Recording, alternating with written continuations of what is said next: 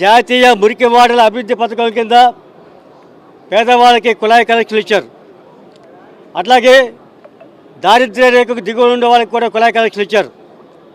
ఆ విధంగా కుళాయి కనెక్షన్లు ఇచ్చే వారికి ఎవరికి కూడా ఇప్పటి వరకు ఎలాంటి నోటీసులు కూడా మీరు కుళాయి పన్ను చెల్లించాలని చెప్పేసి ఇవ్వాల.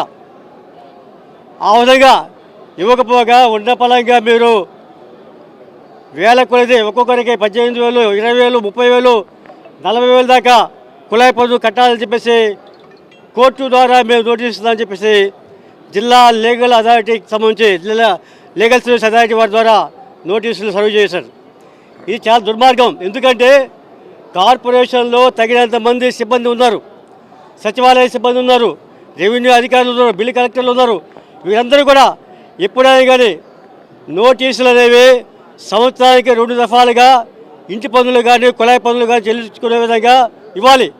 ఆ విధంగా నోటీసులు ఎవరికి కూడా ఇవ్వటం వల్ల నోటీసులు ఇవ్వకుండా ఉన్న పలంగా ఈ విధంగా ప్రజలపైన భారాలు మోపి మీరు డబ్బులు కట్టకపోతే ఇప్పుడు మీరు జైలు శిక్ష అనుభవించాల్సి వస్తుంది. కాబట్టి మీరు వెంటనే డబ్బులు కట్టండి, ఇప్పుడు సగం డబ్బులు కట్టండి, మళ్ళీ సగం కట్టండి అనే విధంగా చెప్తున్నారు. ఇది చాలా అన్యాయం.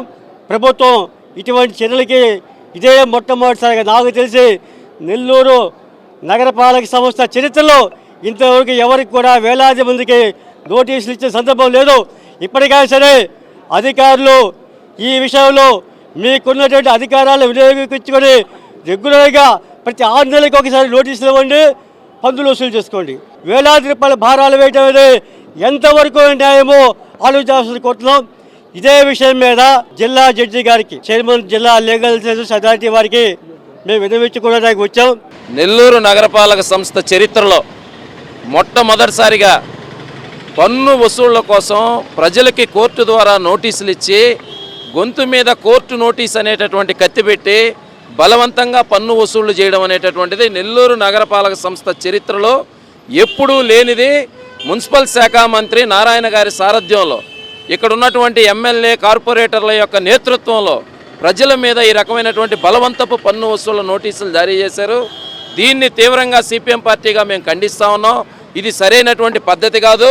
ప్రజలకి కనీస మౌలిక సదుపాయాలు అందించకుండా కోట్ల రూపాయలు పన్ను వసూళ్లనే లక్ష్యంగా పెట్టుకొని ఈ రకంగా ప్రజల మీద ఈ కోర్టు నోటీసులు పంపించడం అనేటటువంటిది మంచి చర్య కాదు. తక్షణమే దీన్ని ఆపాలి. ప్రజలకి మౌలిక సదుపాయాలు ఏ వార్డులో కూడా తాగేందుకు గుక్కెడు మంచినీళ్ళు అందించేటటువంటి స్థితి లేదు. కానీ ఈరోజు వేల రూపాయలు పన్ను నోటీసు ఇచ్చారు. అసలు వాళ్ళకి పన్ను ఉన్నట్టు కూడా తెలియదు కొంతమందికి, కానీ వాళ్ళకి పన్ను నోటీసులు ఇచ్చేస్తున్నారు.